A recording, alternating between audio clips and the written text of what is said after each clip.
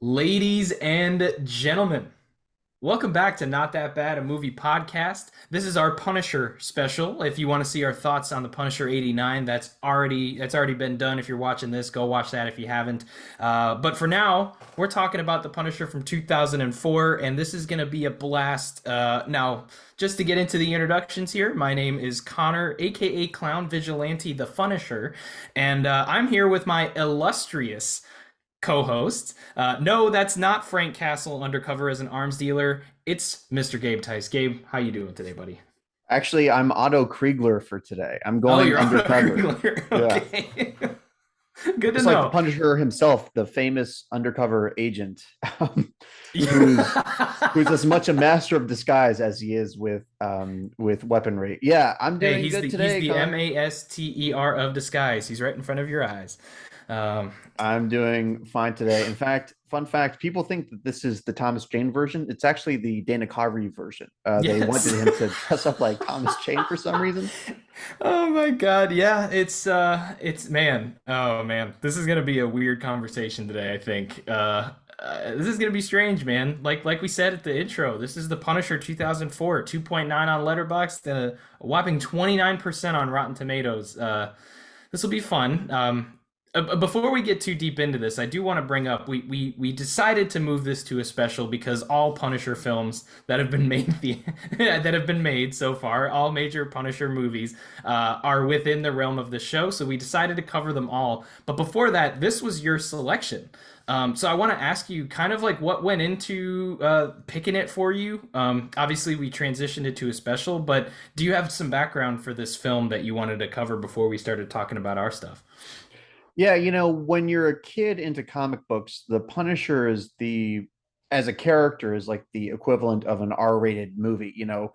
He was darker than everybody. He was lethal. My dad didn't want me reading Punisher comic books, so naturally, that's the forbidden fruit of Yeah. Marvel Comics.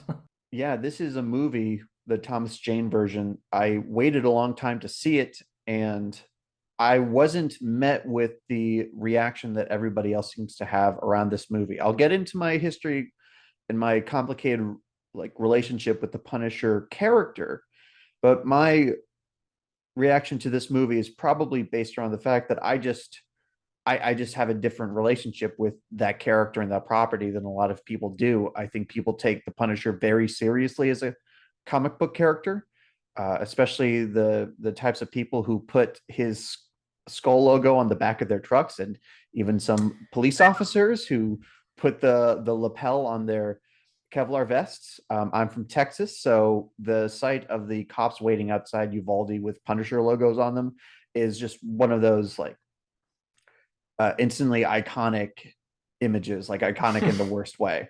So really, really weird relationship with that character and all the iconography that comes with him. So that being said, I was very open to the subversions and just all around different take that this movie had in store. This movie didn't blow me away then, and it doesn't blow me away now.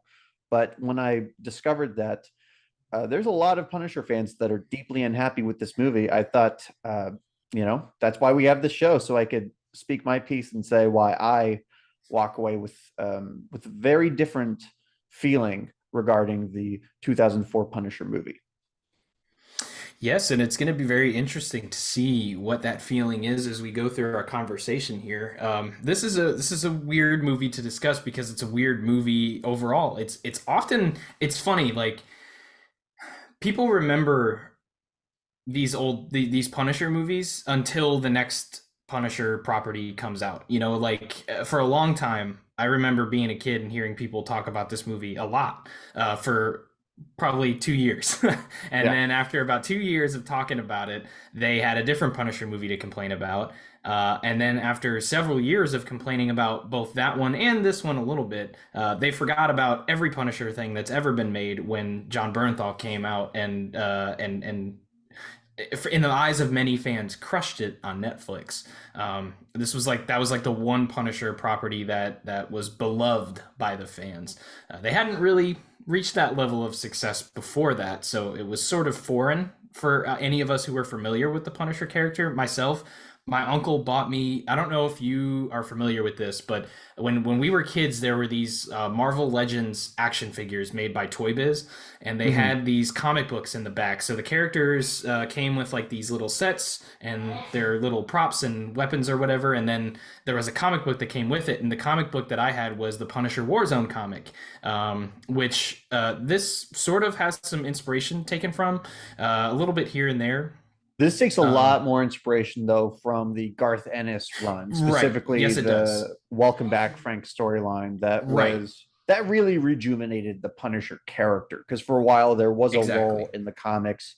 Like there and they tried different things with the Punisher, and there's one storyline where he goes to hell and comes back as, kind of like a spawn like enforcer. Starting in the positives here, I want you to kind of get us started out with a conversation here about something you like, because I'm curious to see what you do take away from this movie, having such a differing opinion, a known differing opinion from the audience who's on the other side of that fence. I really like Thomas Jane as Frank Castle slash the Punisher. I really dig his performance in this movie. I'm a fan of Thomas Jane overall, and the same kind of down to earth, quiet, little intense, that energy that I like to see from him in roles from The Mist in 1922, he brings to Frank Castle. Now, this is controversial because the Punisher is typically a character that fans don't want humanized. And that's kind of the entire project here. That's why they got Thomas Jane, was to humanize him. That's why this is an origin story. They want to show you what drove Frank Castle to become a killer and to become a vigilante. You see the pain, you see the burden that he carries. I think Thomas Jane has to play basically two sides of this character. First, retired FBI agent Frank Castle, who's looking forward to settling down with his family finally, and then, the agent of vengeance. But even in that second part of it, even when he's on the prowl, even when he's out for blood, he doesn't play it with the same kind. Like the Punisher in the comics is the most humorless character, with rare exception, and I'm going to say maybe the most uh, charged thing I'm going to say this whole podcast. What Daniel Craig did for James Bond, I think Thomas Jane did for the Punisher. Look, I mean, Thomas Jane didn't get the opportunity to carry on his interpretation through a franchise. We get to see what he did for this one movie with the material that he was given. The material is flawed. We'll get to that. But all the choices he makes, the little smirk that he does as he's torturing people, or the real exhaustion that he has when he's fighting the Russian, played by, I'm sure, your favorite actor in this movie, Kevin Nash. No, I really like all of it. And I admire the audacity to look at a character like the Punisher and say, you know what, this character has a soul. And I don't care if people are going to be mad about this. I want to explore that side of him. And it's funny. Like, I don't have Thomas Jane in the good section, but I don't have him in the bad section because I have a real love-hate relationship with him in this movie. I and I shouldn't even say Thomas Jane, man. It's like there's just something really weird about this where he's almost the perfect Punisher for this movie, but he goes so far against what I would picture the Punisher to be on film. So Mm-hmm. there's this part of me, and it's why I have dialogue about a lot of actors who are portraying characters that I know very well, like a Batman or a Superman, and you see Mm-hmm. them and you're like, oh, they're not like bad at the character. They might fit their movie really well, but it's not what I want to see. And that was the case for Thomas Jane in this movie as the Punisher. I think his performance overall is fairly good. I think his scenes, the scenes that he has where he's supposed to be very brooding and um, Punisher-esque, Punisher-y, he does very well in. But he's Um, not a very brooding Punisher, which is a choice I no, find so interesting. well, and that's the thing that I think I do kind of enjoy about this is that I respect them. It's something I've said a lot in this show. If you want to take something that's established and make it your own, I'm gonna respect that and I'm gonna try to buy into it as much as I can. And I did. I was able to do that for a lot of this movie. There's just a few moments where I wish we could have gotten more. Punisher, less more of the Punisher that I think of, and less of the Punisher we got in this.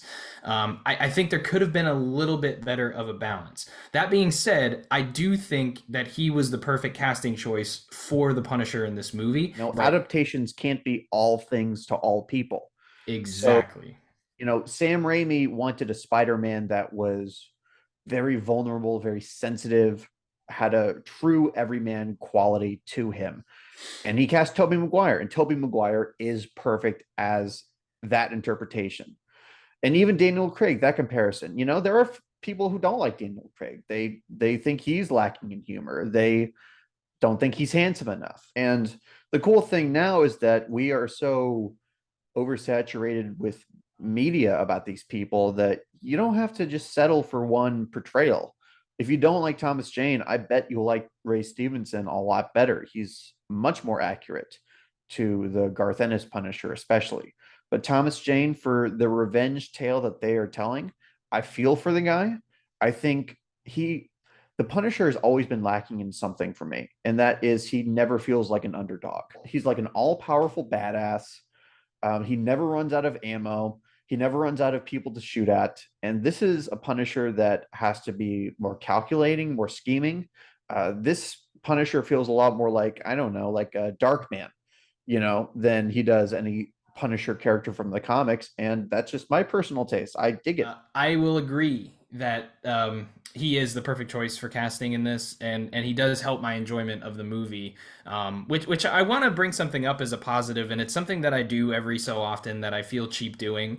But this time period, the early 2000s, you either really have to like nail the good part of it or nail the bad part of it for me to feel either which way about the nostalgia factor of a movie. And I think this does it in a good way, man. Like it just it reminds me of a simpler time of happier times. When I could listen to Drowning Pool and not have to worry about paying a mortgage. When I could throw on some Seether featuring Amy Lee and just forget about the entire world. It's just, man, like there's just something about this movie that just has a feel to it for me. I read a lot of reviews talking about how like humorless and just very how much of a bummer this movie was.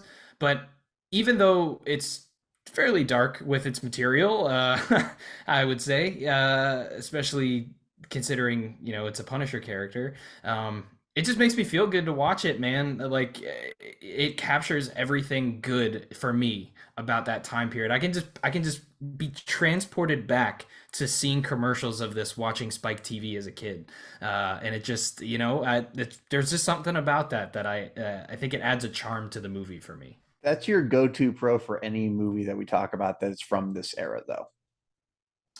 No, it is, and it's cheap, and I Yeah. know it is. It's why I added a few other things in there so that I didn't just talk about this. I usually leave my point here, and I do it a lot when I don't have much to say about the good section. When Oh I'm like, no. oh, Oh, no, this no, is no, when that's we're but I added more this time because I was okay. able to add more. I wanted to make sure that I highlighted it, but I also wanted to transition that to something that you brought up a moment ago. Mhm.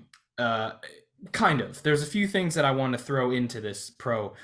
There are some scenes in this that, for me, the best way that I can say is just they really these scenes kick major ass. There's three I wanted to highlight. There's a scene that takes place in like this diner, Oh where yeah.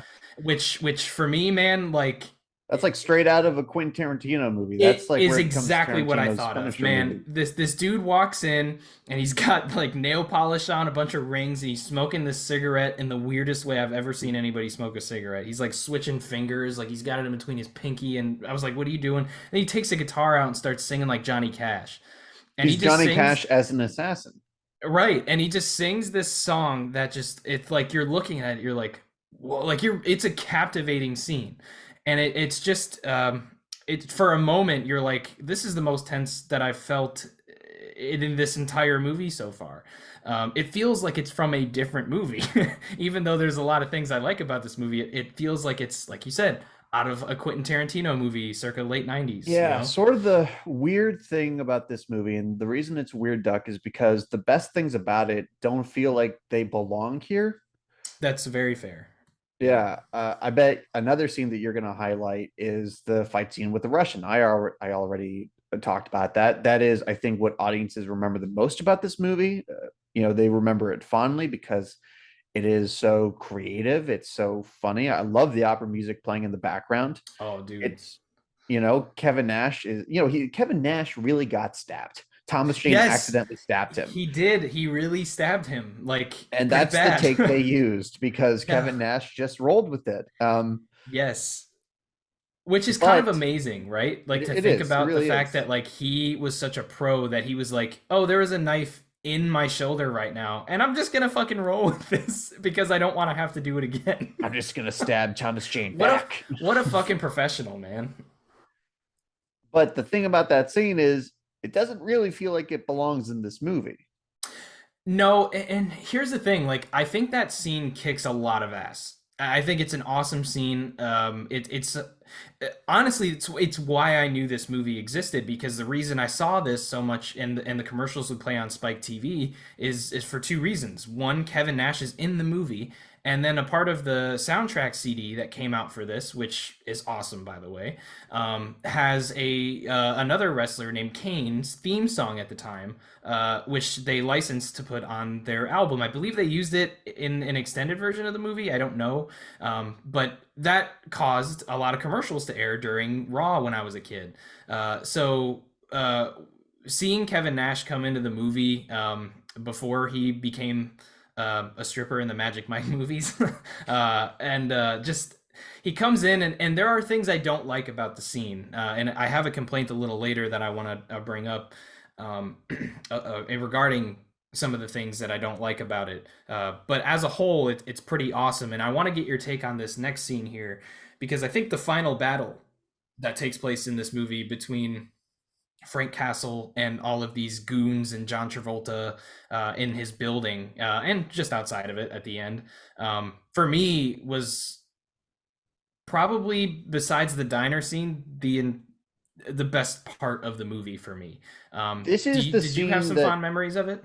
oh yeah, I mean, and it's funny, this is the scene that actually best captures the Punisher essence. I bet a Yes, lot of people wanted the whole movie to feel like this scene. I think so. And when it finally arrived, too little, too late. And I understand that. You know, in this being an origin movie, he doesn't become the Punisher by minute 30 or even like by the halfway point. He becomes the Punisher at the end. And this is really the crystallization of that journey. He is fully prepared for that role. And a lot of people accuse this movie of being generic, but I think there's a lot of flavor to this movie's interpretation of Frank Castle that makes it, I don't know, that elevates it a little bit, or at least makes it stand out. I love his little memo and that he really approaches his role of the Punisher as if he's been deputized, as if he has been anointed. It's not just vengeance, it's punishment. It's something a little bit more um, detached in a way, even though I'm sure he's taking a lot of like personal satisfaction out of it.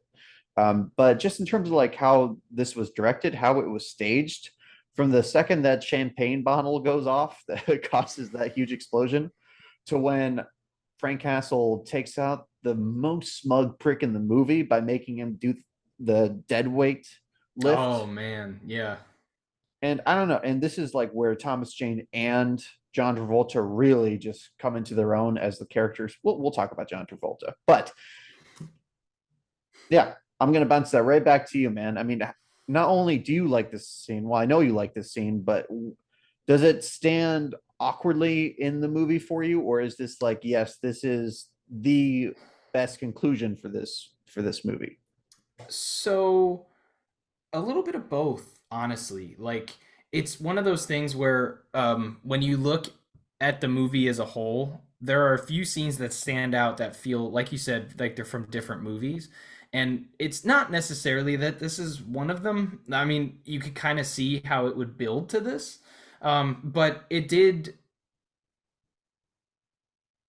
based on where the movie was going, even this rewatch that the most recent rewatch that I had, um, it surprised me a little bit more than I expected, about how good it was. So I'll say this: I think it feels more from this movie and from this story than the scene in the diner, which I also thought was incredible. Uh, but there is still that sense of like, okay, this was the best ending I think they could have gone with. But it almost feels, it feels slightly out of place from where they were going. There's one half of that that's like, it makes sense because the progression of the story, you could see it get here. But the one thing for me that I think stands out is the violence. There's something I'll say about the violence a little bit later throughout the movie up until this point. But this is like the moment where like it gets like real, man. Like he stabs this dude's hand into his own leg and then sticks another knife through, like underneath his chin into his And mouth. it's a good effect It's too. a very good effect, It was but it's well just, it done. takes this very, it takes brutal turn where in the rest of the movie there was a different sense to the violence. It felt like it escalated a little.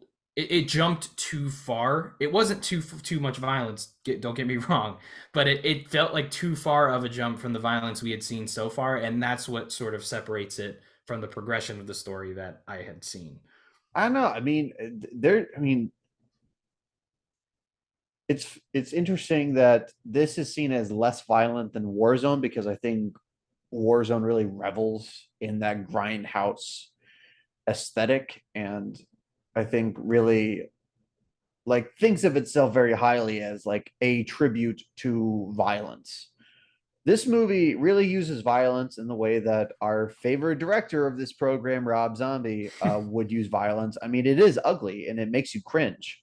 So while I'm not sure if I agree that the violence is out of place compared to the rest of the movie, because the thing is, the violence that does occur, we don't enjoy it. We don't get a chance to enjoy it. This is the closest we get to enjoy it because we see Frank Castle taking out his enemies.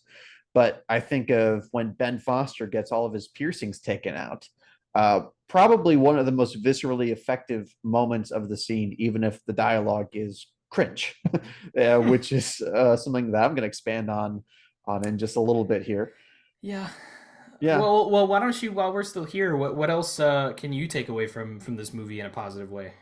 let me tell you something that is so bold to me about this movie. The idea of taking the death of Frank Castle's family and turning that into an action scene in and of itself, one of the more elaborate and high octane scenes, honestly, because it's a whole massacre. And it's different than in the comics because the story typically goes that Frank Castle's wife and two kids were killed at Central Park after witnessing a mob execution. Here, it's his entire family. And then he has to try and fail to save his wife and child. And something about seeing him fight to try and save them and then ultimately failing to me makes this the most heartbreaking in like version of his origin that I've ever seen or witnessed. Even compared to the John Bernthal version of the Punisher, where it's handled very well because it's mostly done through you don't see it. I don't even know if you see a flashback. It's really just all spoken of, and that's tasteful. I think so. But yeah, but something about Thomas Jane running up to see their bodies, after watching his entire family get mowed down, but he doesn't just it's not just misery, it's visceral. I don't want to call it exciting, but that choice is something that did not work for a lot of people in this movie, and it totally landed for me. I thought it was audacious. So, I like it too. I do think I wish we could have had a little bit in a movie that that truthfully for a movie of this kind is so long. Yeah, I wish we could have had a little bit more time to let it sink in how heartbreaking that moment was where he finds his wife and child, because the scene itself is you know, we see the car approaching them, we see them go down, we don't see them get hit or anything, and then we see him run up, and he only gets to really like revel in the fact that his wife and child have passed away, and sort of let that sink into himself for a couple of seconds before the bad guy's car appears and he gets up and tries to kill them. We don't see a whole lot of like, you know, sort of what I'm thinking of here is like just like almost an emotional version of like the end of Scarface is what I'm kind of wanting, you know, where like he gets up and he's like, you know, breaking down, covered in tears, face is red, and he's shooting and screaming. That's kind of what I wanted to see.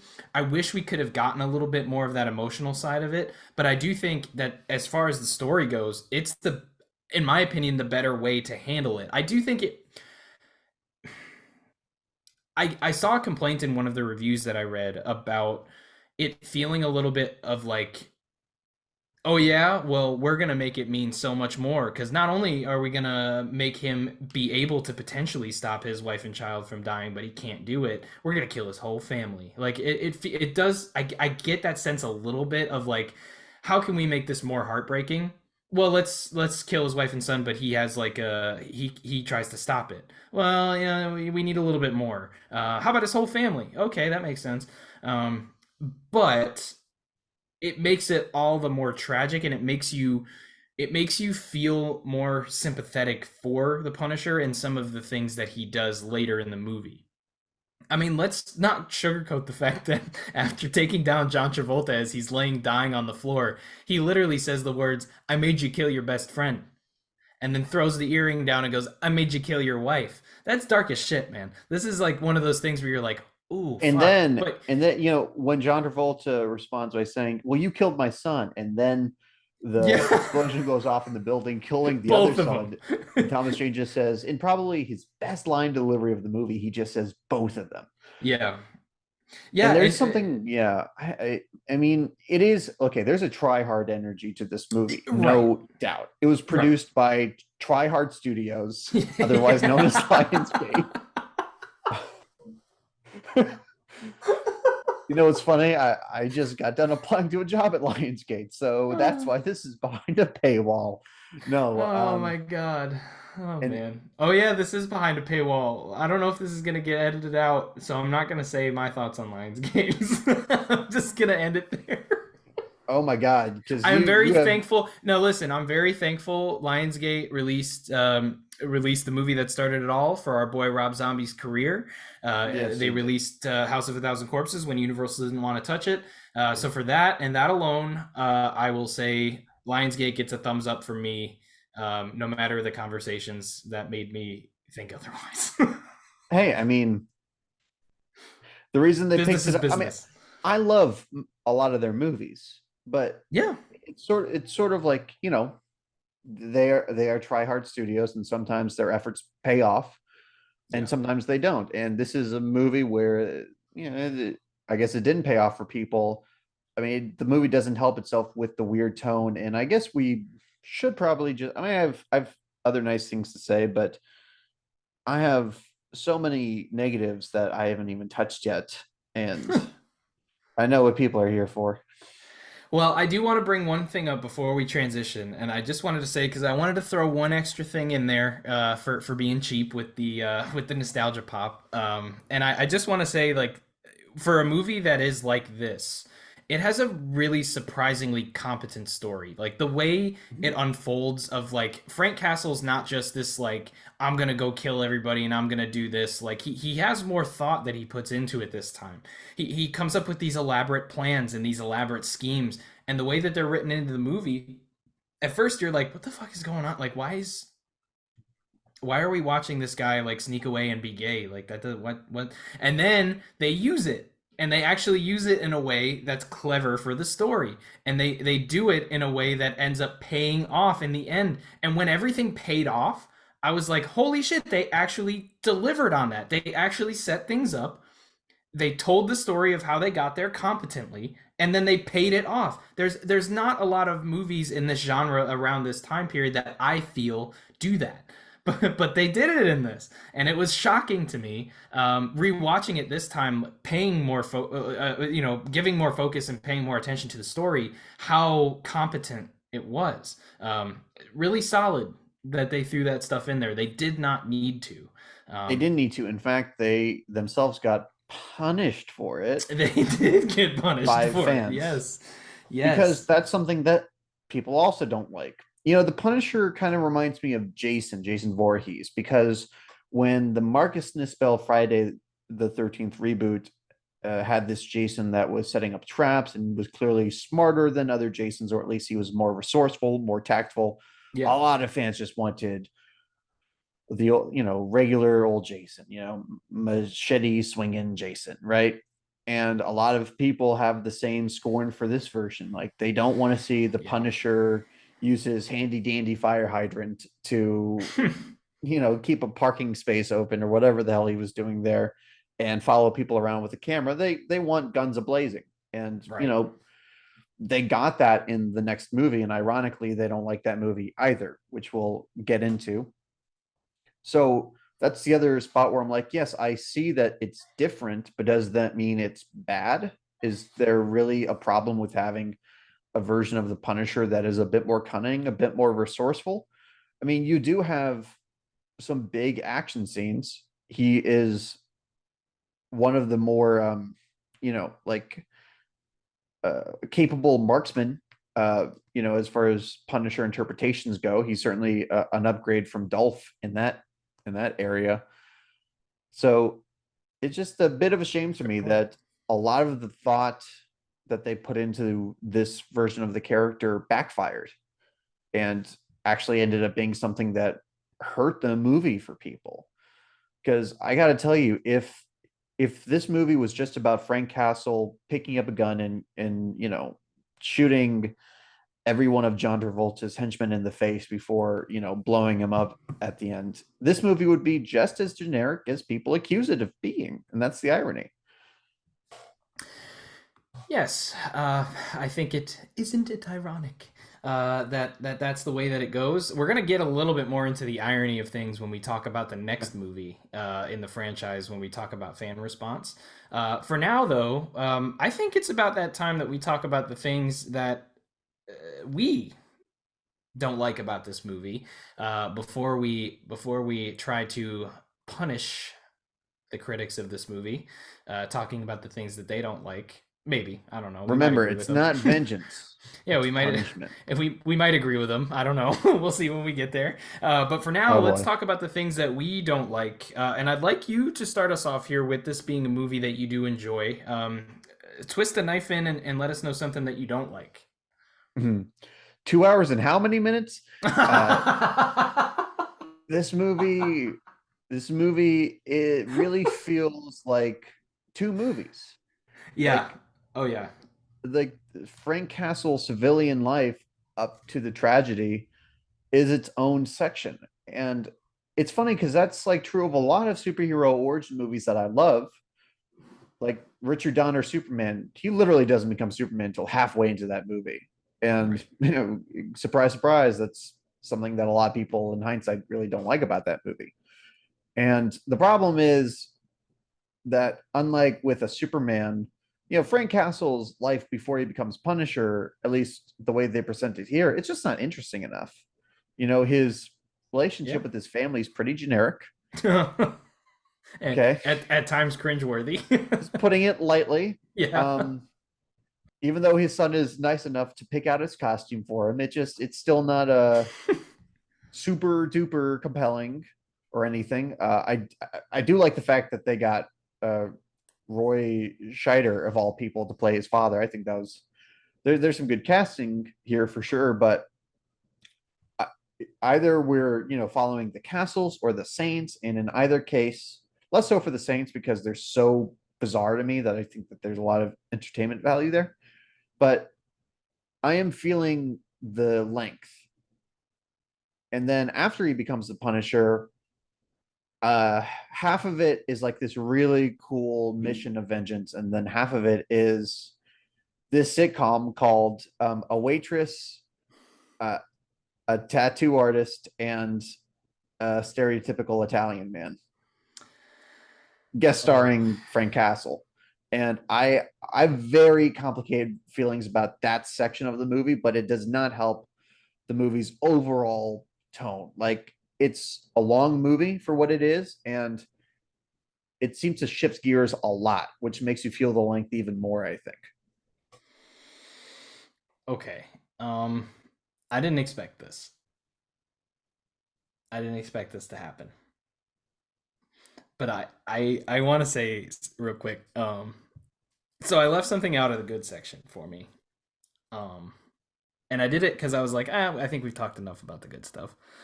Um, but man, I like those characters in that apartment with them. I don't hate them. I actually like them quite a bit. I like Joan. I think she's a little. Um, I know she's more of a plot device than a character. Somebody to kind of be an outer dialogue of the things that the character needs to hear, and I can respect that. But I think it's nice to give that character a backstory that makes sense for the things that she's saying. Like she's not just like, oh, here's some suburban housewife who meets him, and then it's like all of a sudden giving this knowledge about living a hard life and forgetting memories. I like Dave a lot, our pierced man. Played by the great Ben Foster. It was Yeah, really cool to see him in this movie for sure. yeah, yeah. I like him a lot. I like Bumpo. like Bumbo is the breaking point. He goes too far for me. I understand why. I think here's the thing, man. Like, I think the problem that I have with these characters is that we just see a little bit too much of them. I Mhm. think if we would have seen a little bit less of them, it would have helped the tone of the movie a lot, which is something that I do have a problem with. I think the tone is inconsistent, but I don't want to get to there yet because we may see that come up a little later. Uh, that being said, the things. It's funny because like we got too much of the characters, but of these side characters, but everything that we got of them, I enjoyed it. You know what I mean? Like it was weird. I'm like, we're spending too much time with these people, but I'm not hating the time that we're spending. It's not benefiting the movie, but it's benefiting the scene that I'm watching right now. It's very weird how that happened. Like I don't know many movies that have done that where like, hey, I'm having like a decent time watching this scene, but it does not help the film. And I think spending as much time with these guys as we do, at least Bumpo, I think we spent a little too much time with Bumpo. I think Ben is somebody I think we should have spent more time with than Joan. I think Ben should have been a more important character because this is like a guy we're supposed to sympathize with at one point. I think Ben Ben, and Joan Dave. I'm really, sorry, Dave. well, Ben Foster Yeah, and Ben. Rebecca, is it Romaine? Mystique. Sure. I'm gonna call her Mystique. Yeah, go for it. Yeah, Rebecca. Yeah, I don't know how to pronounce that.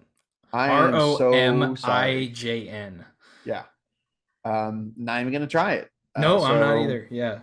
I mean, she was literally playing Mystique at this Yes. point. You know, Right. this is right after X-Men 2. Now, here's where I'm gonna defend it. And this is where I get into just like some like really complicated feelings about this movie. I mean, story-wise, these characters are actually very important because they're the people that make him rediscover his humanity. I mean, Yes. after what Frank Castle went through, he's not just looking out for vengeance. I mean, he also plans to kill himself, and he, drinks himself to sleep every night, which is a big reason why people call this movie a bummer. But I just think that's just baggage you have to take on if you're going to make a Punisher movie, frankly. Agreed. Unless you skip all of that over to make, your generic action movie, which again, people say this is a generic action movie. So there's a real contradiction there for me. No, especially Rebecca slash Mystique, because she is really pushing for a relationship with Frank, and she tricks him into sitting down to have dinner with them in one of honestly my favorite scenes, at least regarding that subplot. And Yeah. aside from some, kind of cringy jokes from Bumpo, I love the fact. I just want to say how ridiculous it is how many times we've said Bumpo. How many times the movie says Bumpo, Yeah, man? the movie Nobody says should be Bumpo a saying lot. Bumpo in The Nobody Punisher. should nobody should be saying Bumpo. It's a bad choice. But it's also like she brings out a really interesting side of Thomas Jane's Right. performance. And Yeah. this is really what made me realize that he's a very Daniel Craig esque presence here. Because at the end of Casino Royale, he famously says, I don't care about Vesper, the bitch is dead. Very chilling line. And we know that he doesn't mean it, but that's to show just how hardened he's become. And Frank Castle has a similar thing. Rebecca slash Mystique, says that she's sorry about his family. And he's like, what? I'm over it. Because we see just how not over it he is. And to watch him like force people away is part of the heartbreak. But we do get to see, it's funny, like we're in the negative section and here I am praising the movie again. But I think this is something we can both agree on, and I'm very happy to actually hear you come out and defend it even before I did, because that is definitely something people do not fuck with about this movie. Well, let's get back to the negatives then. Let's bring this back down to the bummers. I wanna bring up something that you touched on a little bit, that I touched on a little bit. And I want to talk about it here specifically. And it's the dialogue in this movie, man.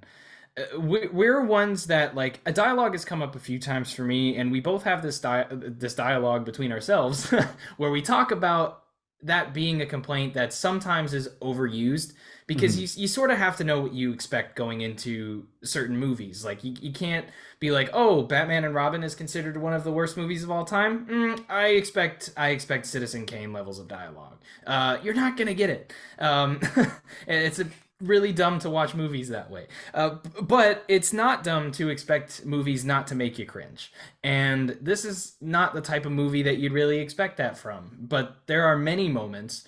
The one that screams out to me is there's a moment where he's with his wife on the beach. That just is so glaringly bad. Oh, what's that line from John Travolta? He's with Will Patton in his office, and he's like, "Your job is to make Castle dead" or something. Now, all of John Travolta's lines are on paper are terrible, but John Travolta makes them the best dialogue that you've ever heard.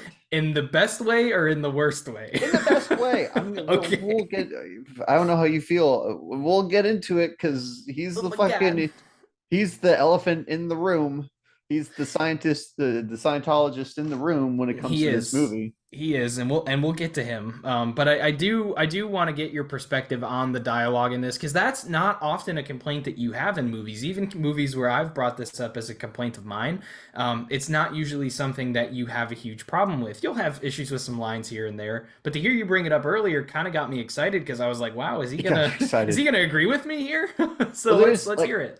I really don't like edge lord dialogue. I don't like um it's something that really works for me about the Saw movies is that Jigsaw, even as he's doing these awful things to people, never presents himself as a tough guy. He presents himself as something, he's a bit philosophical, he's a bit otherworldly. Really cool contrast. Seeing Quentin Glass, his name is, pull out some piercings from Ben Foster's face and say, "Today you're going to learn all about pain."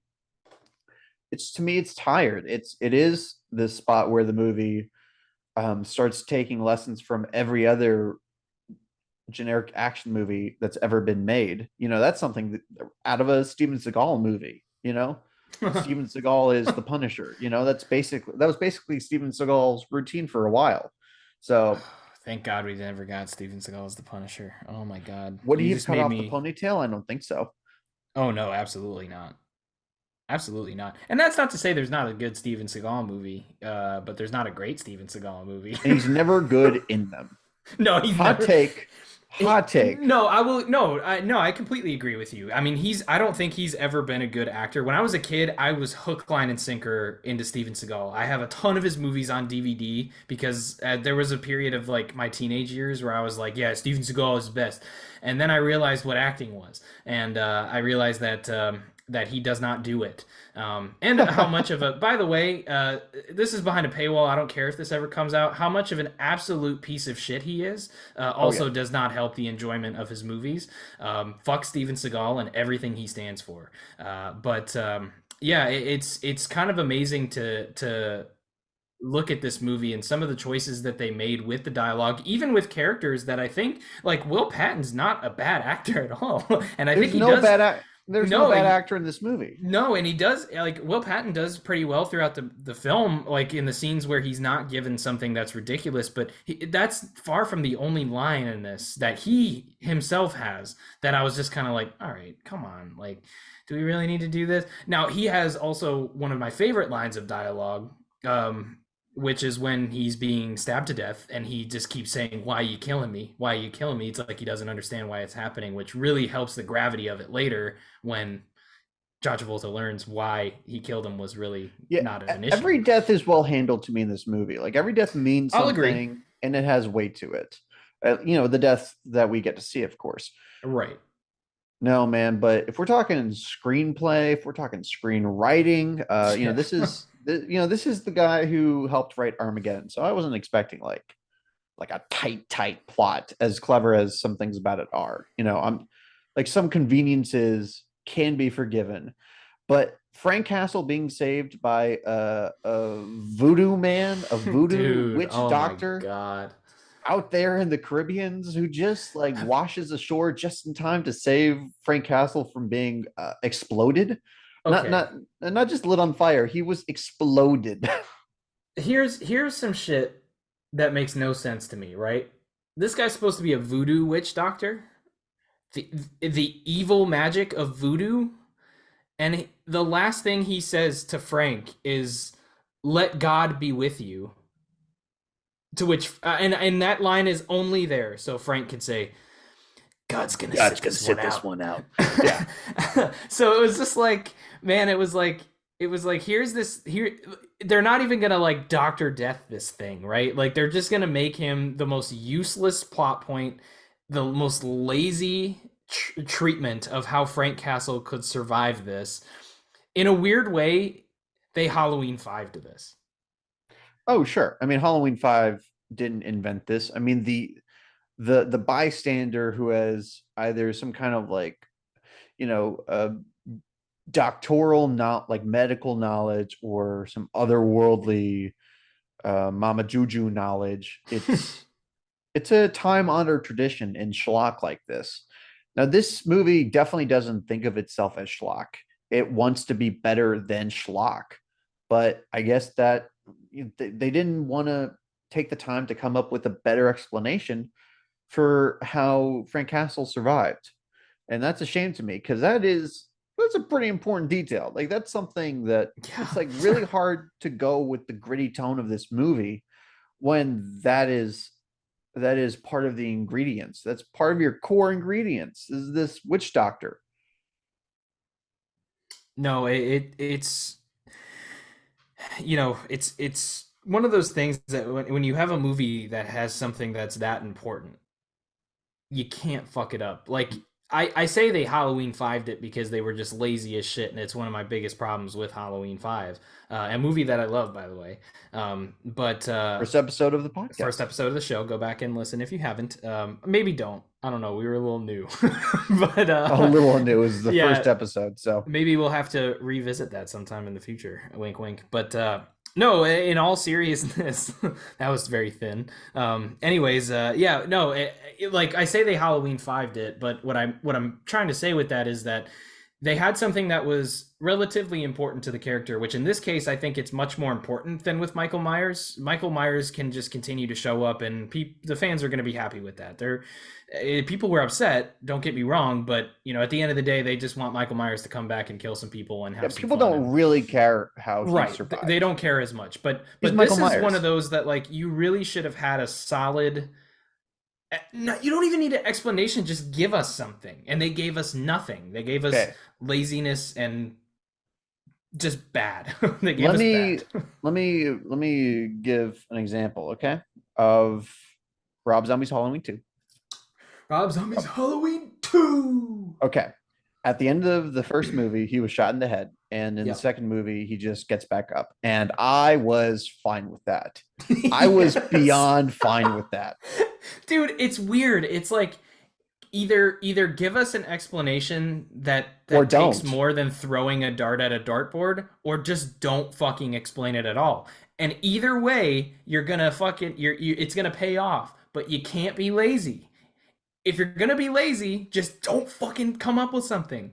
Don't just be like, a voodoo guy, a voodoo guy in Puerto Rico, a voodoo guy who speaks perfect English, voodoo witch doctor in Puerto Rico. It With makes a no Caribbean sense. accent or It something. makes no sense. It's dumb, and I just wish it wasn't there. Um, I don't know, man. It's in a story that's like so tight in certain parts, way tighter than it needs to be in a movie like this. This stands out as a glaring issue with the movie. Yeah. And it's like so short too, but it's such an important factor. How does Yeah. this guy live through this to come back and Well, it's one of get those his things that punishment? it's one of those things that people will always make fun of this movie for. I mean, it's really something that left an impression on people, as short as it is, because it's so profoundly stupid. It's like they went out of their It way to be stupid. no, I mean, there's a line from Tropic Thunder that's coming to mind, but I don't want to Oh say boy. it, so I'm not going to. But what I am going to say is, I wanna bring something up that I know you're not going to agree with. We won't spend too much time on it. Most of my thoughts on the bad stuff I want to save because I do think some of my thoughts line up with the what the audience thinks. But there is something that I do have a complaint about that I didn't see brought up in a lot of things, and maybe it's just me, but earlier I mentioned the violence seeming to take a leap up in the end of the movie. And it's not because I don't think the movie's violent leading up to that, but oh, you're not going to agree with this at all. I think the violence is brutal, but it's not the right kind of brutal for me. Some of it feels like really over the top and sort of cartoonish, like when Kevin Nash gets his face burned, or when he like hits the guy in the head with the slicer, and it just makes this like sound effect. It just felt more like it felt less like the Punisher and more like itchy and scratchy. And I was like, Oh, it oh, didn't come go that on. far. It It's felt not it that bad. felt I mean, okay. more like a cartoon than it did a live action Punisher movie, and I didn't I appreciate that about those scenes. That is something that contributes to the tone for me. I am going soft on this movie because Warzone is so much more egregious in this area. Warzone is like an R-rated cartoon, a I would splatterhouse say so. cartoon. I would say Yeah, so. with CGI that wasn't good then and is certainly not good now. Spoiler alerts for my thought on Punisher Warzone. Oh no, the So Punisher Warzone is gonna be a fun episode then. that's going to be, I'm not sure if I'm going to be sober for that episode. We'll see. I'm not You're sure gonna if have to anybody get was, drunk for Warzone. I'm not sure if anybody was sober when they made that movie. So I don't Oh know why boy, I have to be sober as I talk about it. No, no, no. I kid. Lexi Alexander, do not come after me on Twitter, please. is she known for that? Not, well, she's known for complaining about the reception that her movie got. Oh, okay. Okay. Yeah. I mean, some people take it differently than others. I'm not gonna, yeah, we'll Directors do see. not whine on Twitter. Yeah. It's just one of the most depressing things for me as somebody who wants to be a director. You know, I just got to say that watching a director who I'm sure was paid very well for their services and produced a movie of very questionable quality and then not have a huge career after that. I don't know. I see them as getting an opportunity that most people would kill for, and I don't really want to see them whine about it on Twitter of all places. I wanna say that to every fucking famous person. Like when you have enough time to go and reply to people who don't like you, it just feels more sad than anything. And it's not that you can't ever reply to people who are shitting on you online. It just feels like when you do it so often that you're known for it, it's kind of like, Like I'm not maybe surprised you when just don't Jake Paul, reply. yeah, I'm not surprised when Jake Paul does it. I guess I think of directors as being very like I think of it as almost like a mythic thing maybe or like an elevated position. Like you're an artist. Like you're an Well, artist with authority, that's so the it's thing, just man. yeah, It's it's like if beneath the station, I guess. there's a few things that I like put into that. Like influencers, like okay, like they're already that's how they come up. Like whatever they want to do, whatever. Like I expect that from them. But like even like actors and directors and pro wrestlers or professional athletes, like basketball players, like if you're spending all of your time outside of your profession on Twitter replying to people or complaining about the hate that you get, like how much time do you have? I don't know. You don't Here's what see I'll say. Jonathan Hensley complaining on Twitter. I'm not sure if Like he has a Twitter. I think our Punisher Warzone episode is going to be a very interesting conversation, just based off of some of the things you said so far. I am very excited for that. But for now, we are talking about the Punisher from 2004, and I want to ask you if you have any glaring issues that you wanted to cover before we kind of just talked about some of the things that maybe didn't flow too well for a grand audience as opposed to just our point of view. What you're saying, do I have any problems that like were problems for me specifically, or something I can see the audience taking issue with? With you specifically, I want to bring up a Yeah, couple yeah, of yeah. things for complaints the other way, but yeah, specifically for you, while we're still here, what are we looking at? I mean, god damn it, just the Punisher is a okay. Okay, I told this to you off record, and now it's going on record. Oh no. Yeah, people accuse this of being a generic movie, and my response to them is the Punisher is a generic character. I think this movie works really hard to de to address that problem, but I just want people to face the music and say chances are if you're reading or watching a story about a man who calls himself the Punisher, it is going to be cheesy, it's going to be try hard, it's going to be edgy, and it might be humorless. And this movie carries a lot of the baggage from the Punisher property. And now Connor won't look me in the eyes because of what I dared to say, but it's true. It's true. If Uh, anything, I like this. I mean, you asked me to name a problem I have with the movie, and I yeah. totally misunderstood the assignment. But I think I think what I'm trying to say is this movie obviously carries a lot of the things I don't like about the Punisher character, although he doesn't come across as that kind of like right wing extremism that I've come to associate with the character. You know, it's not Thomas Jane's fault that fucking shitheads across this country put the skull logo on their truck. And there's yeah, I mean, without getting too much into it, right? It's one of those things that any Punisher adaptation will have to deal with for me. And this movie tries, but it doesn't succeed in shedding the really lame qualities that I just associate with this character. That's where the bad dialogue comes in for me. That's where the gratuitous violence comes in for me. That's where like almost every part of my problem with this movie probably can be traced back to the director wanting to appeal to Punisher fans. I just want to say I do not endorse anything my co-host said. Those are his thoughts and his thoughts alone. No, I'm in all seriousness. Wow. No. I see. I Wow. don't. I'll say this. Like, I don't have the same problems with the Punisher character. I think the issue that I have is that I think it's really hard when adapting a character like the Punisher or even like Blade to an extent. Like Blade is kind of an anomaly with the fact that those first two movies are so beloved because that's a character that's kind of hard to get right. And I think anytime you have a comic book character, you're never going to make everybody happy. I mean, we cannot forget the fact that they cast Michael Keaton and thousands of letters, probably hundreds of thousands of letters. I can't remember the exact number, flooded in about how awful the casting was to Warner Brothers. And then, people had complaints about casting of modern characters in Marvel movies. But when you have a character that's like so defined like the Punisher that has a very unique style that's more adult oriented. You get this sort of cult status from the people that are following in a different way.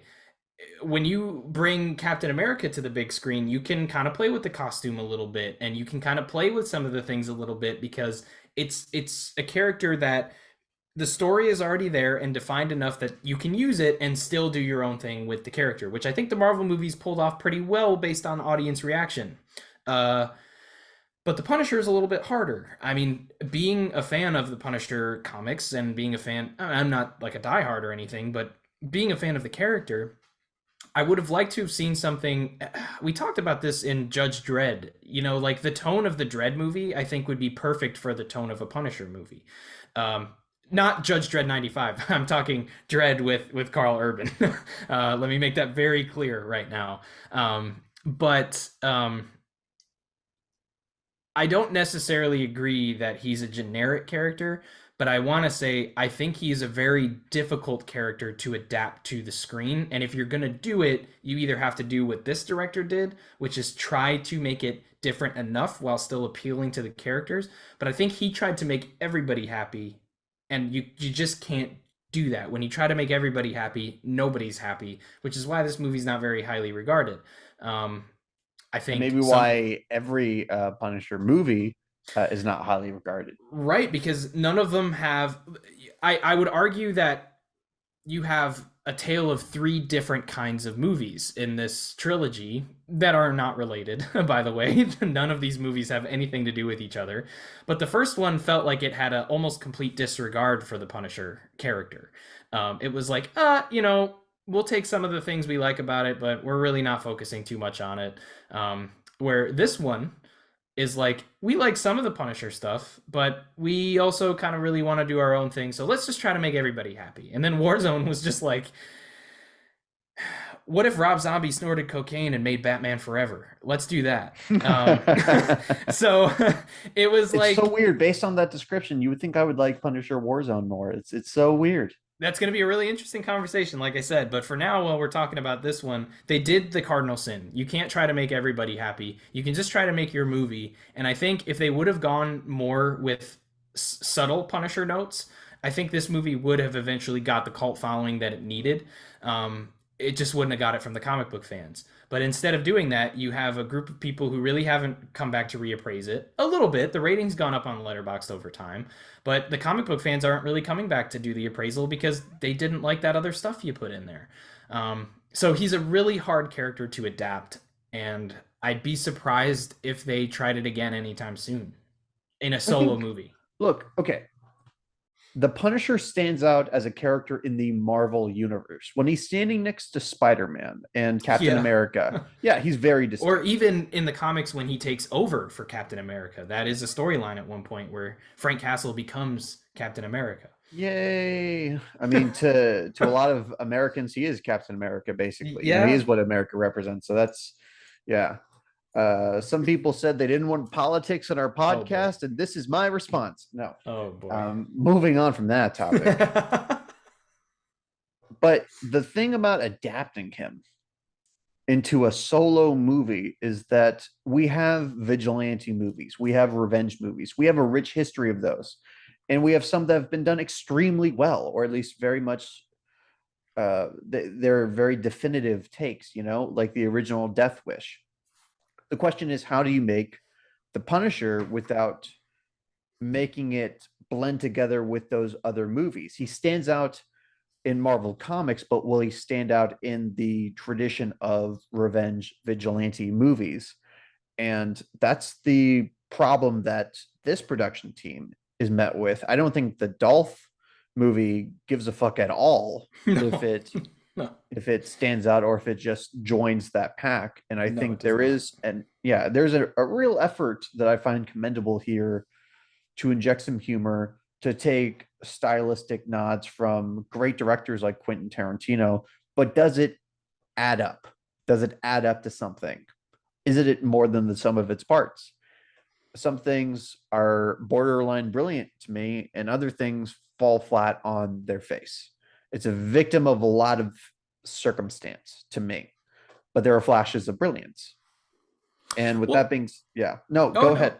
No, no, I was just gonna say, like, well, one of the things that if I could transition us to some of the complaints there about this movie, Yes, you please. talked about the too generic complaint, which is something that was Mhm. very common in a lot of the reviews that I read. This movie is too generic, too by the numbers. Even my wife, when discussing it with her after watching it, was like, "There's a lot of stuff in this that like a lot of other movies did."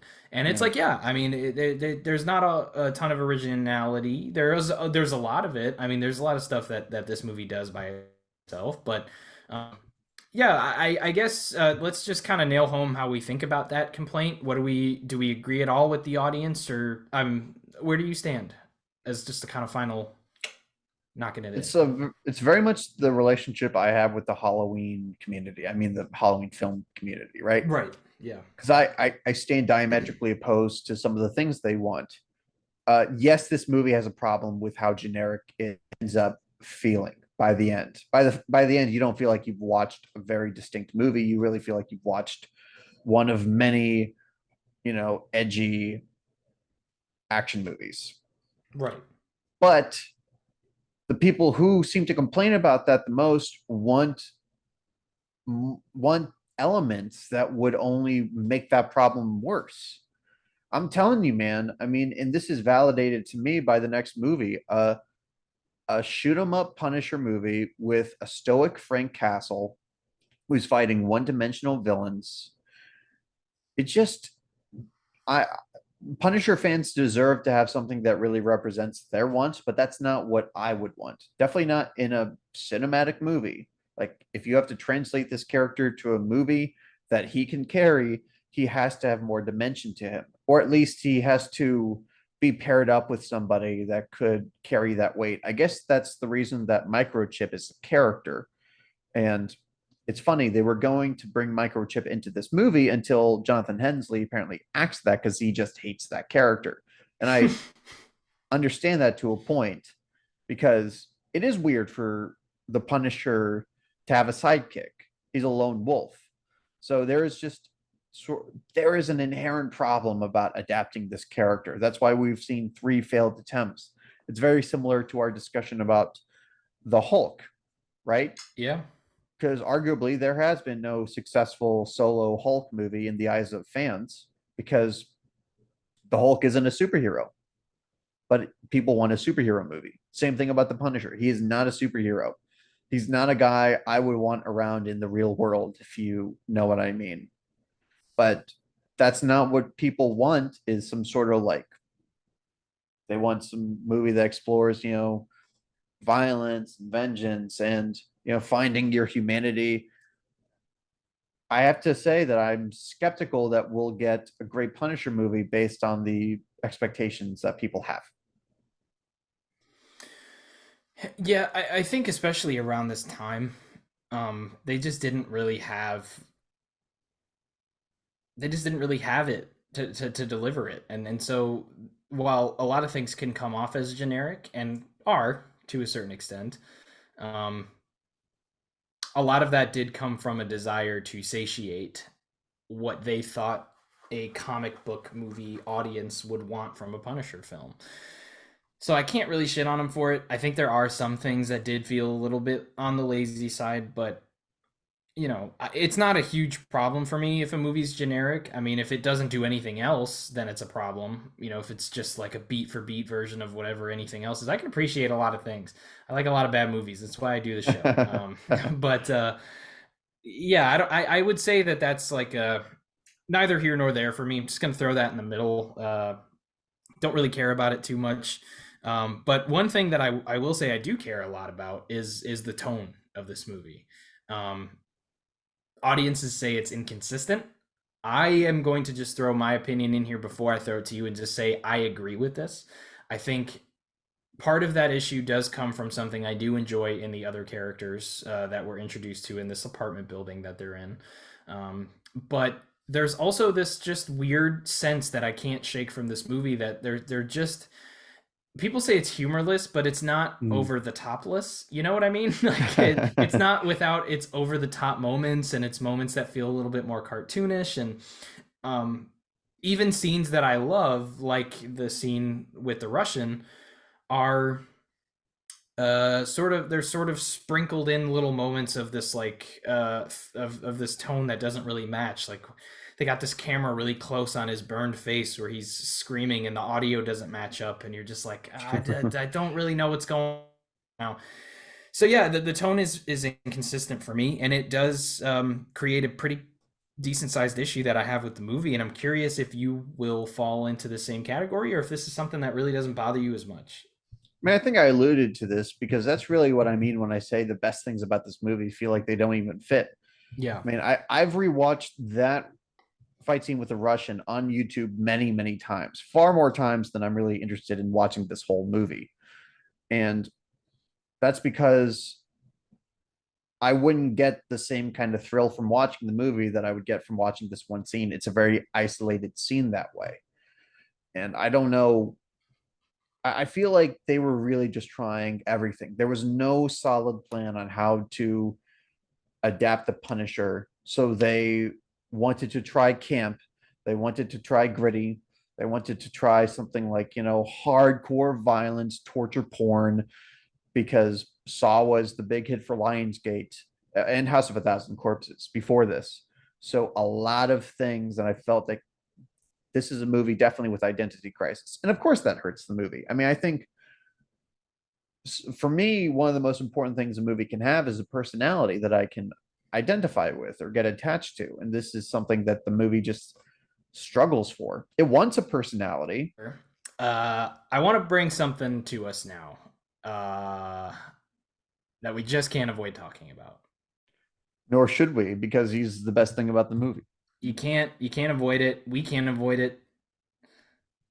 Sandy can't avoid it, and that's because we got to bring up the man, the myth, the Scientologist, John Travolta, who plays our main bad guy in this movie.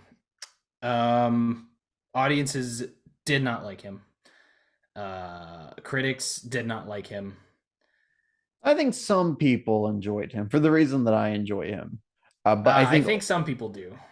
I think the popular consensus is that John Travolta does not Yes. work in this movie. Yeah. Yeah. There was even a review I read from a critic that said they were praising Thomas Jane's emotional back and forth throughout the movie, but stated that John Travolta was the worst thing about it. Um, I want to hear your thoughts on this because the way that you've been talking about it so far seems like you very much disagree with this complaint, and I just so badly want to hear your opinion on this. Yeah, yeah, So yeah, please yeah, enlighten us. yeah, yeah, yeah, yeah, yeah, yeah. I I used to agree with the critics when I was dumb, Oh. and then when I developed a sense of humor about the movies Oh I man. watch, Oh. I really appreciated his performance. There are two types of great villains, especially for a comic book movie. There's the villain that is so complex or so tragic or so thematic, just somebody that is so well developed that they become almost like a character from classic literature, like a Heath Ledger's Joker or Alfred Molina as Dr. Octopus. And then you have villains that you love to hate, that you cannot wait to see get taken down. And this movie has become about the great satisfaction you will have once this son of a bitch, meets their demise. John Travolta is a perfect example of the latter.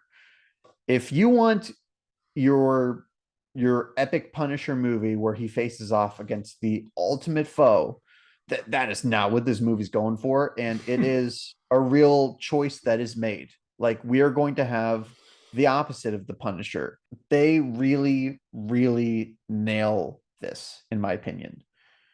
And the comedic mileage they get out of John Travolta's performance in this movie, it just lands. It sings. Okay, it does better than land.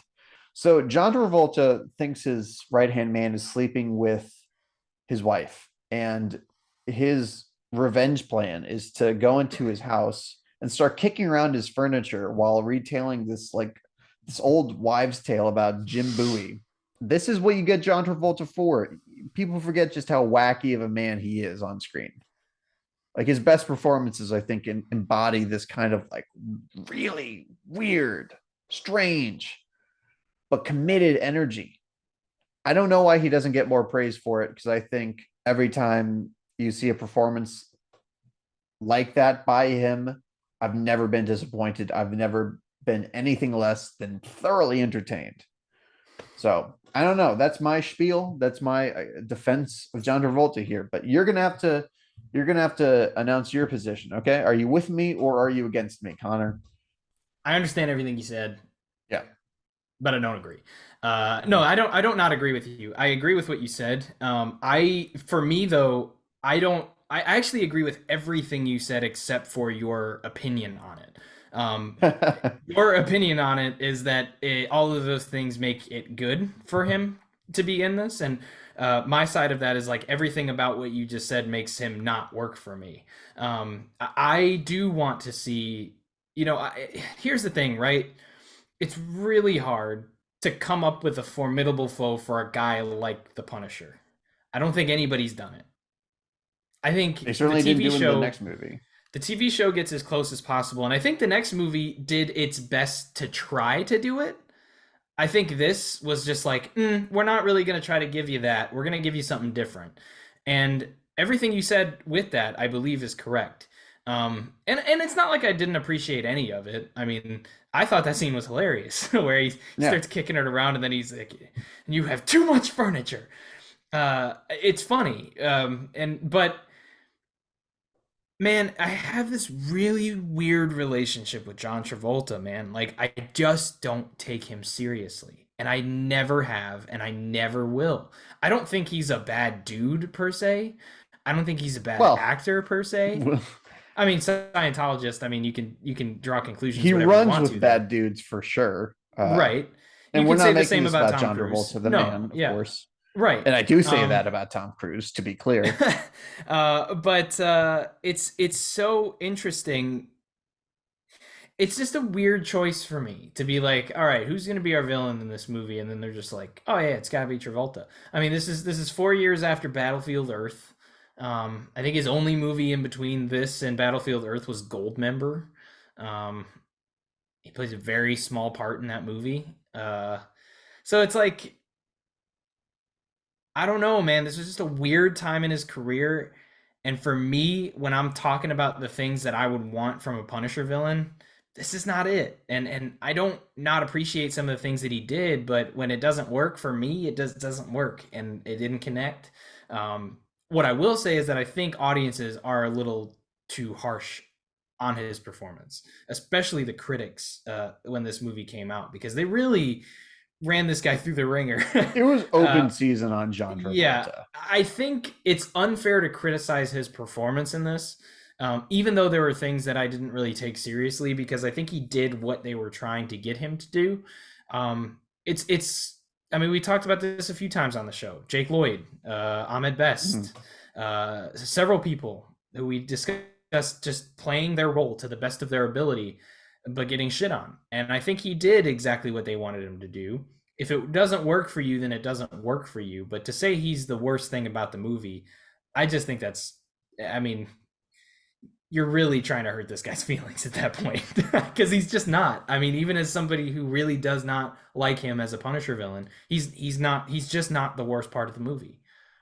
I don't know, because he's not the physical threat to Frank Castle. That's Quentin Glass, and I think I'm sorry, who's the actor's name? Who's Will the Patton. actor? Will Patton. Yeah, yeah, the guy from the new Halloween movies. Yes. He's formidable in that way. That's why you have Kevin Nash. I just don't need the big bad to. In fact, I do enjoy this about the movie. I don't need them to be the threat. I need them to be a representation of everything that our hero stands against. That type of villain does work for me. The one that's not in themselves a threat. A movie came out just before this in 2003 called The Rundown with our boy Dwayne Mm. The Rock Johnson. That did it Your boy perfectly. Dwayne the Yeah, Rock I don't know Johnson. that he's anybody's boy right now, honestly, Uh, including mine. But no, like I mean, that movie, Christopher Walken's character in that movie is very much a. First of all, you're like, what are you doing in this? But second of all, he's not the threat, but he's what's behind the threat, and I think that can be done well. It works for me very well in that movie. I think it's within the context of the Punisher that I'm disappointed with John Travolta, and in the sense of like I don't find I still think there has to be an intimidation factor with a villain like that. Even hmm. if they're like Christopher Walken's a funny guy and he's hard to take seriously, but there are moments in the rundown where you're like, "Oh, this guy's like really twisted." Like yeah, he like the things he's capable of, that's a pretty intimidating thing. And in this movie, you see like what John Travolta's capable of. I mean, he had this whole guy's family murdered for his son dying in a situation that involved this guy. But I never felt that he. I don't until we got the scene with the Russian. I didn't feel like he or any of his people were really that credible of a threat to Thomas Jane. Once the Russian comes in, then they're a little bit more of a threat because now he's hurt. But before that, I really didn't buy it, and I wasn't buying into it.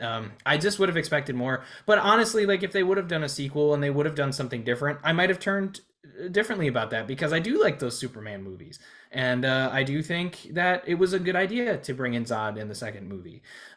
So yeah, maybe it would have been turned around if they had a sequel, but for now we're left with this, and I'm left with wanting more from my Punisher villain, like I think the audience wanted for that. The audience definitely didn't want this. They did not. Right. They not. They weren't. They either weren't in on the joke or didn't appreciate the joke. Right. I will agree. Yeah. Yeah. But it's a joke. I mean, it's farcical on purpose. Right. And it also again adds to the hateability. I could not wait to see Frank Castle get this guy. I couldn't wait to see him, get rid of his fucking ice queen of a wife, the woman who actually orders the death of all their family members, and I think that's a really effective moment. Does kind of they're not intimidating, but they're pretty chilling. I mean, these are like truly like people without morals or any sense of good. It was kind of shocking to me to see this guy that I've been like shaking my head at or rolling my eyes at or laughing at just like throughout the entire movie and John Travolta all of a sudden just like stab this guy to death pretty brutally and then toss his wife over a bridge. I was kind of like, Very oh, satisfying, in front man. of an oncoming train. I was like, oh Yeah. my god. So yeah, it's don't get me wrong. There are things I like about how the character is used throughout the movie. I don't want to say it was miscast because John Travolta did what he was asked to do, and I don't think it was necessarily miscast. I don't know. I would have wanted something different. It's a similar complaint that I had about Thomas Jane, just on a little bit bigger of a level. Because if you're going to give us that as our hero, fine. I just would have wanted a little bit more from the villain personally, but I'm Mm. definitely not in the agreement of the audience like fully that he's like the worst thing about the movie and that he makes the movie bad. I don't. I think that's taking it way too far, as general audiences are sometimes known to do. I think that's a bit of an overreaction. Well, at the same time, he's a pretty easy thing to point to and say you don't belong in this movie. Yeah, he's an easy thing to point out in a lot of things, I think. Yeah, man. Okay, look, are we gonna have to fight about John Travolta now? Because I got my Pulp Fiction cap. I Pulp got Fiction. my Hey, look, Pulp I Fiction got works. Get Shorty. Get Shorty Fucking works. yeah, I even like him in the Taking of Pelham 1, 2, 3 remake. That And one you that's a lost movie me that nobody saw. That's a movie that nobody saw or nobody liked. One of the two. on. And I will defend him in all of those. I don't defend him in everything. He's a weird man. He's a Yeah, I bizarre mean, man. well, dude, like, here's the thing. I don't hate him. Like, Pulp Fiction's a perfect example of a movie that I think he's very good in. I even like him in Grease. I mean, people love the movie Grease, but he's a problem that people have with it. I don't hate him in that. I don't hate him in Look Who's Talking. I love Look Who's Talking. Okay, now you I, lost me, I guess. I Uh, understand. yeah. Um, You know but what? He's even like, I mean, there's a reason why like great directors have wanted to work with him. You know, Brian De Palma cast him in the lead of one of his most acclaimed movies, Blowout, because John Travolta really brings a charisma that very few actors can. Like, if you can harness that energy, I think you've got a hit. I think you've got something that really works. And it's weird. I mean, I want to compare him to Tom Cruise so much, and I don't know if that's just because they're Scientologists, but either Scientology attracts men of their acting style, or they went into Scientology. Now they don't know how to play normal people. They can only play these like weird, larger than life kind of weirdos. I said weird weirdos, didn't I? Good Lord. I do want to make sure we don't get out of praising John Travolta without bringing up Face Off. I just want to throw that out there. Face Off is another. Uh, A perfect example of yeah, his appeal. You know, he's a very Nick Cage-esque actor to me. It's funny as it that's a seems like fair assessment. as often as Nick Cage will play one of those crazy performances that lands with people, it seems like John Travolta has one that is equally zany, but that flopped with people. This is an example. Yeah, I mean, there's also a bit of a difference between them, but especially the idea of playing into a joke. I think Nick Cage has gotten very, very good at that. I mean, they literally made a movie about him being Nick Cage, Yeah. which is, I mean, just incredible. The second John Travolta does that, maybe a ton of his things will turn around for me. And until he makes something like Mandy, I think I'm just gonna stand where I where I am right now with him. Where I think he's been fantastic in some things. I think he just hit a point in his career where he really stalled out, and he just unfortunately never really recovered from it. Um, and I think this is a part of his performances that this is a part of that era, but I would not say it's on par with his bad movies. Um, but he doesn't stand out as a positive for me. But I mean, that's look. We talked a lot about what audiences don't like about this. Was there anything else that you saw in reviews that you wanted to kind of bring up before we delivered our final verdicts on this movie? I definitely saw a lot of people say that the action wasn't up to par with what a Punisher movie should have. And there's a I saw reason for that that. too. Yeah. And before I even say if I agree or not, the reality is this movie's budget was slashed. Yeah, So it seems like they only had enough money for one truly epic throwdown at the end. And I think they used their resources very well. See, the thing is, we don't have a lot of action scenes. We have action beats. Like they're not long yeah, enough to be considered scenes, but I think of the little mini chase that we have with the Johnny Cash killer, yeah, and I like the way that ends. It's so simple, but it's a testament to the fact that this is a more clever Punisher, a more resourceful Punisher. It really makes sense to me that he was in the army because, I mean, in the army, you don't just like run out and shoot your machine gun in every direction. You have to strategize these things. yeah. I really don't have any complaints about the action. I mean, it's a $33 million action movie. Um, Maybe there could have been a little bit more, but I like what we got. I think that's why I'm not really angry about it. Yeah. Is because like what we got was good. I do think they could have gone a little, and again, they didn't have the context of this time, but I don't know what the budget for Dread was, but I don't believe it was very high. And I think that's a movie that utilizes its action sequences very well. In this movie, I think it could have used more action, but I'm not disappointed by what we got. I think what they delivered when they did action, I like what you said, little snippets of action throughout the Yeah. movie. I think they did it very well. I mean, it's interesting that you bring up Dread. I just rewatched it and I was reminded of how well made that movie was. It truly is a finely put together movie. That being said, it really is a series of shoot 'em ups. It's a series of, Yeah, and yeah. I'm not slamming that. I'm not. But I think this director wanted more variety, and I I think will agree with he that. delivered that. I mean, we have a car chase, we have a fist fight, one of the most memorable fist fights since They Live, really. then we end, and we also bookend it with these, big showdown gunfights, from the family massacre to the climax. So I actually think the action is really well handled and it's a little more tasteful. And I think that's something that I think Lexi Alexander said, "Oh fuck that! What? You're making a drama with action beats? We're making an action movie with action beats." And if Ray Stevenson can even just look at the camera with a hint of melancholy, that's enough drama for us. Care to comment, Connor? I'll save it. Okay. Okay. This ended up being a huge preview to our Warzone discussion because I've been ever since you suggested doing this as a special, I'm like, wait, that means I get to talk about Punisher Warzone? Okay. All right. I started loading up like the Punisher. Okay, another problem with this movie. Oh, Too many landmines. This Punisher's main weapon is he has a landmines. lot of landmines.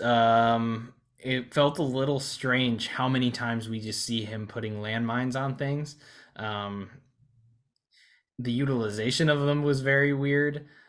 Even though we do get that cool visual of the cars that all exploded in the shape of the Punisher logo, which Oh, you think that's cool? Okay. I mean, it's cheesy as hell, but it's I mean, it's a cool visual to see. Stop doing things with that logo. Okay. It's Yeah. just so middle school. Anytime he spray paints it, or he paints it in blood, or he carves it, it's just like in middle school, I would have thought that was lame.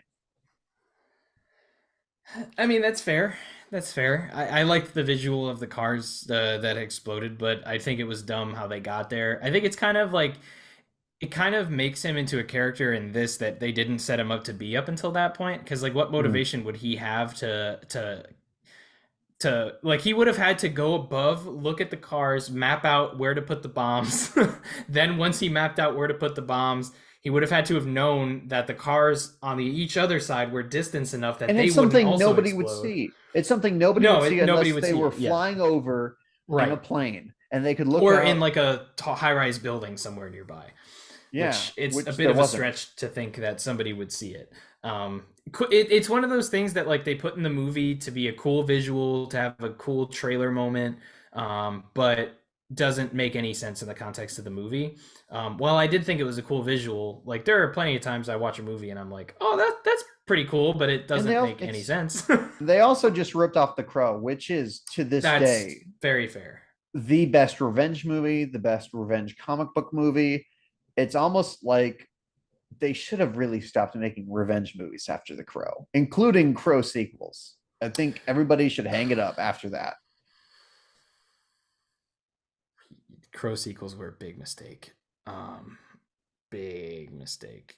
I don't know And they're about the about to Crow make a new remake. mistake. Yeah, I don't know. I mean, I like Bill Skarsgård. I think he should wear a bulletproof vest every day to work. But I wish him Yeah, well. man. This I is wish him like well. that's the scariest part of this for me is like I'm not a superstitious guy. You know what I mean? But like when you have a movie that says like it's like Poltergeist, you know? It's Mhm. like you just don't do it again. Just for everyone's safety. If they For ever try to safety, remake Rust in like 30 years from now, I'm gonna be like, please don't fucking do that. how about please don't finish making it, okay? Now, I'm gonna defend that a little bit because I think, well, in the case of Rust, the person who was shot, her husband has been a part of the production moving forward and was a big advocate for the movie finishing. So, and like the Hmm. actors involved, like this is like this could be something that's like life changing for some people. Fun. Hmm. Were you a Nickelodeon kid growing up? No. Okay, I I was a wanted to ask you SpongeBob about kid. that. A Yeah. SpongeBob kid. Okay, so there was this show on Nickelodeon when we were kids called Ned's Declassified School Survival Guide. For sure. Um, Yeah. yeah. I'm So I'm the all the about kid. Nancy Classified. Okay, so the kid from Ned's is in Rust, and this is like a Ned is big in yeah. Rust. Ned's in Rust, and this is like a big moment for him. So they have a podcast I've been listening to. I listened to it on accident. I hit it, and I was like, "Fuck, I'll listen to a couple minutes." It's actually quite good. But he talked about that, about how awful it was and about how terrible it was, but how much like everybody was heartbroken because they thought that this project that was so fun for everybody before that happened was never going to finish. And so I get finishing a movie after a tragedy happens on set. I think there have been plenty of films where tragedies have happened that you know, I don't know that it's always the right decision to shut it down. I think it would be wrong to continue like the day after, or just like scoop the body up, or scoop up whatever ends up happening and just keep going. Um, uh, but it's a tough discussion. But I think there are circumstances where you can continue. I'm glad they did it with The Crow because it turned out to be a tremendous film.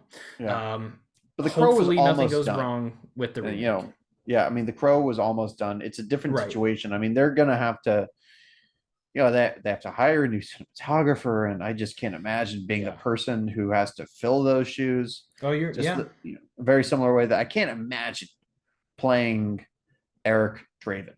Could you I imagine stepping on the set in that costume? Like it must have felt so ominous. I can't imagine the crew would have been like in good spirits. It's just it's And it's tough, also man. like, It's I believe tough.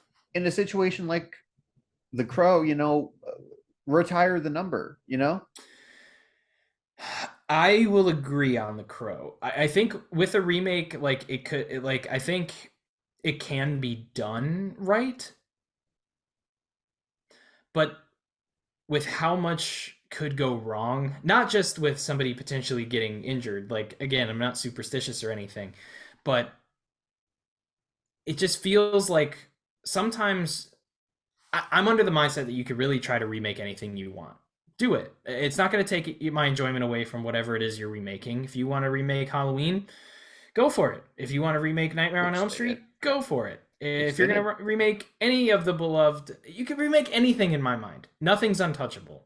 But some things people should show more discretion when thinking of trying to remake them. I think The Crow should be much further down the list than other movies. I think remaking should have a different attitude. Remaking movies should have a different attitude than it currently has. And I think the You last know, movie to remake, in my opinion, is The Crow.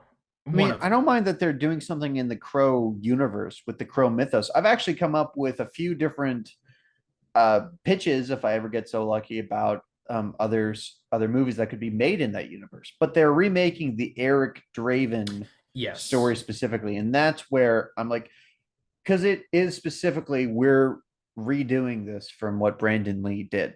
Right. It's not a different chapter in this story. Like, I don't mind that they made Crow sequels, and um, you know, on paper, I mean, the results are tragic in their own right. But Yeah. yeah, I mean, I'll probably see the movie when it comes out, and I hope genuinely that it turns out well, that everybody's proud of what they do, and um, that somebody gets to play Eric Draven and continue to have a career after that.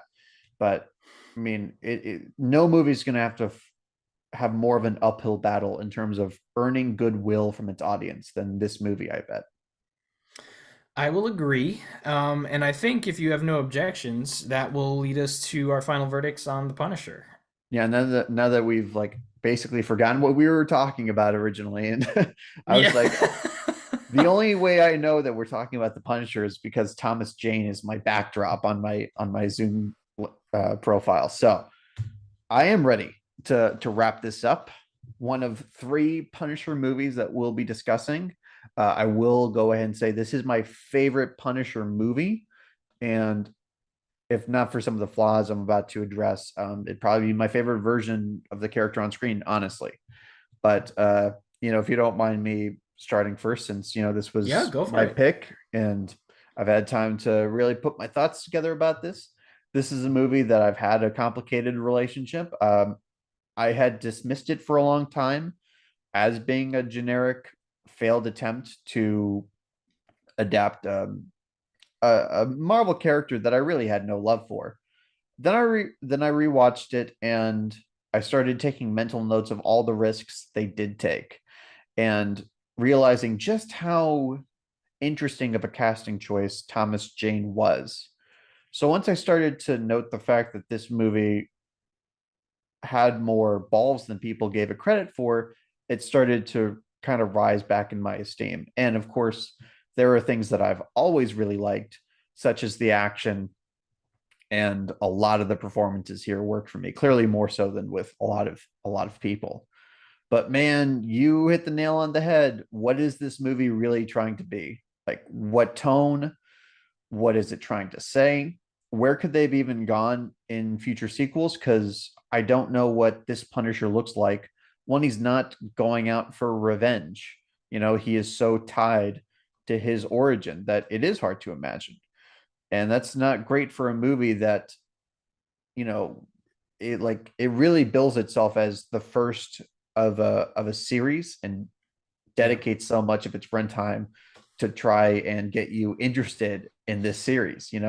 I feel like I know more about um, Frank Castle than I do the Punisher, which is part of the point, but also part of the problem.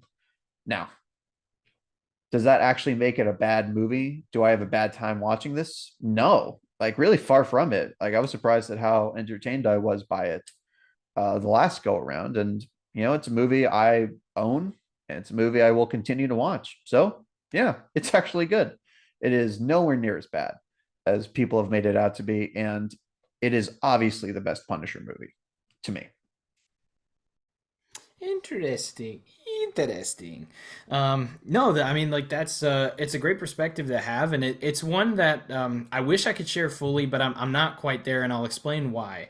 This is a movie that most of the good feelings that I have about it come from the fact that it's something that is easily capturing a lot of things that I'm very nostalgic about. It's a powerful drug, nostalgia is, and I'm somebody who's completely hooked on it. And when discussing the Punisher, I think there's a lot of missed opportunity. I think there's a lot of weird decisions. But I also think that there is a lot of really solid choices. And there's a lot of things that it did a lot better than it needed to. Um, there's things that they really could have gotten wrong in this movie that I'm surprised that they nailed. There's also things that I'm really surprised that they included. All in all, it's funny. This was gonna be the first time ever that I didn't have a final verdict, because I really didn't know what to say. In the words of the song that is played twice in the movie and once in the credits, I did not think I was strong enough to actually come up with a final verdict. But I do have one. I'm going to say that The Punisher from 2004 is not that bad. Um, it it's just barely not that bad. This movie's got a 2.9. I would give it a 3. I would say it's solid at parts, weak in others, um, but not a movie anybody should discount. Not a movie that anybody should avoid, unless you already know you don't like it. In that case, maybe stay away unless you're willing to give it another chance. But if you're not, no sense in revisiting it on a hate watch. It's just not one of those movies, and I Do you hope. think, though, there's a question for you. Do you think Punisher fans should give it another chance? Um, I think if they have some of the things that we said in this movie that could redeem other parts of the movie, I think so. Not that we're like the fucking messiah of movie things. Like nobody needs to come to us for these things. But we did bring up some points that do redeem some of the non-Punisher factors of this movie. I don't think it's the perfect Punisher movie for the fans of the Punisher, but I also don't think it's the most egregious of the three in discounting the Punisher lore. So give it a shot if you've never seen it and you're a Punisher fan. But know going into it that like this is a movie that really tried to satisfy people who knew nothing about Punisher and people who knew everything about Punisher, and in doing so, they kind of failed at doing both. So um, in some ways they failed at doing it, they failed at overall from a general consensus point of view, but they succeeded in some areas and they failed in some areas, and unfortunately for the majority of the audience they failed in most of them. Don't let that deter you from checking this out if you have not seen it. There you go. There you have it. Yeah, There pretty you have it. modest reappraisal. I mean, I don't I think think either so. of us. Yeah, I mean, it's not a movie that I think should get passionate hate. I didn't really, even for a fan like me, I can call it great. There Right. are too many flaws. Maybe it had potential somewhere along the lines. I think they had some of the right people that could have made it great. And in that way, yeah, it is. It was a little bit of a bummer that this movie is so confused about its own identity. But hey, we only have three Punisher movies, and if you're looking for Punisher movie night, I really can't make a better recommendation than this. Of course, you could just binge the Netflix series, which I have my own complicated feelings about, but that is a story for another time. That being said, we're really happy that you guys are listening to this. And of course, thank you for supporting us on the Patreon. We want to keep delivering content for you guys that you'll be interested in. If you haven't seen this movie in a while and remember it being bad, I would say check it out. If you've heard really negative things and you've always stayed away, I say check it out. The only reason to not give this a chance is because the Punisher character will just never be appealing for you. And it's funny, I would have put myself in that camp, but this movie managed to scrounge up just enough appeal for me, you know? So anything can happen. Yes, and I hope it scrounges up enough to be a delight for all of you. But for now, I don't think there's really anything left for us to do except to say visit our website, notthatbadpod.com, to read some fun bios on us, check out our episode catalog. And of course, to make sure that you stay tuned for our third episode when we'll be covering Yes. Punisher Warzone, which will it'll take a really different direction than this episode. This whole thing of like defending the movie and arguing that it's good, that's not really something you're gonna get, for me at least, the next time around. So if you want to see, ranty Gabe, then you're in for a treat. Ooh, Angry Gabe will make an appearance. I wonder if Angry Gabe will make you transition to La Gabe. I wonder if you'll get real Los Angeles about it. That'll be interesting to That's see. my version of hulking out. Yeah, you Is just to put some start wearing. sunglasses on and keep telling people that there's a non-boba version of boba tea. Oh man. Oh yeah, but that'll be a fun episode. I've said it this whole time. It'll be really fun to talk about. I do want to give a little bit of a teaser from my side to say you're gonna want to check it out if Gabe's gonna be angry and ranty, because it'll be an interesting discussion from my side. And I don't even know where So Connor's going to land. So, who knows?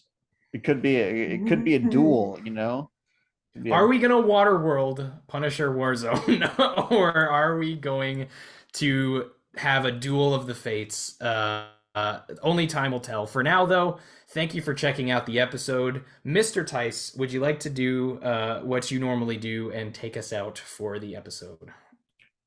Oh yeah, I'll take you all right with my Oh, what am I doing? This is the Punisher. With Here's your my landmine. landmine that I am depositing. Yeah.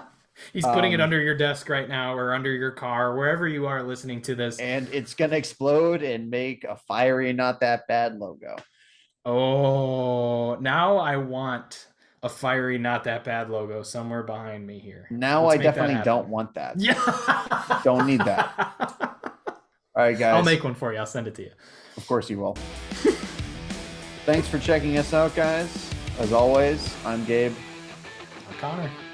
and this is Not That Bad, signing out.